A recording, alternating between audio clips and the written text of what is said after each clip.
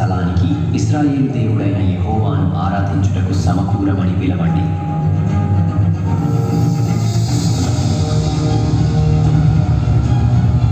అందరూ వెళ్ళండి,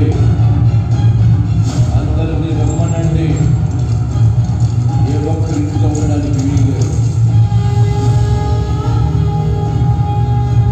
పోదండి.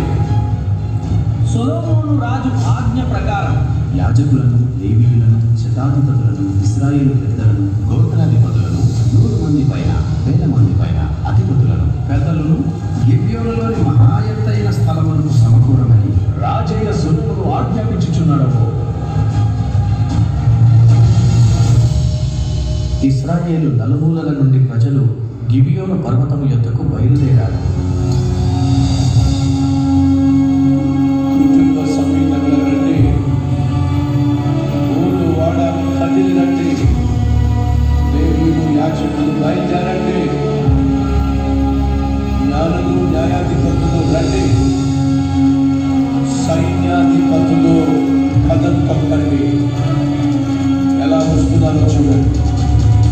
సామాన్యులు గంతులు వేస్తుండండి.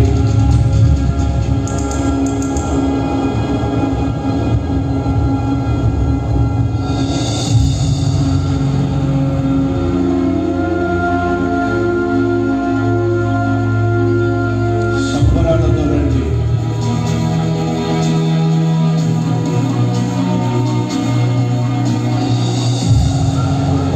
ఒకసారి చూడండి ఎంతమంది చేరుతున్నారు.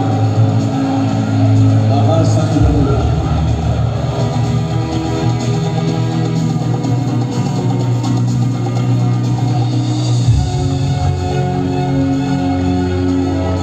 ఒక్కడు కూడుకున్నాడు. దేశం మొత్తాన్ని దేవుని దగ్గర తీసుకొచ్చాడు.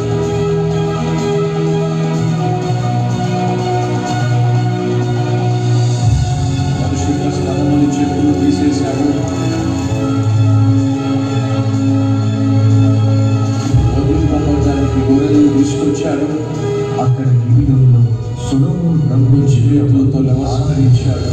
ఇత్తడి బలిపీఠము అగ్ని జ్వాలలతో జ్వలించుచుండెను. ఇశ్రాయేలులందరూ ఏకముగా భయభక్తులతో సమకూడి ఆరాధించారు. ఆ రాత్రి దేవుడు కలలో ప్రత్యక్షమై,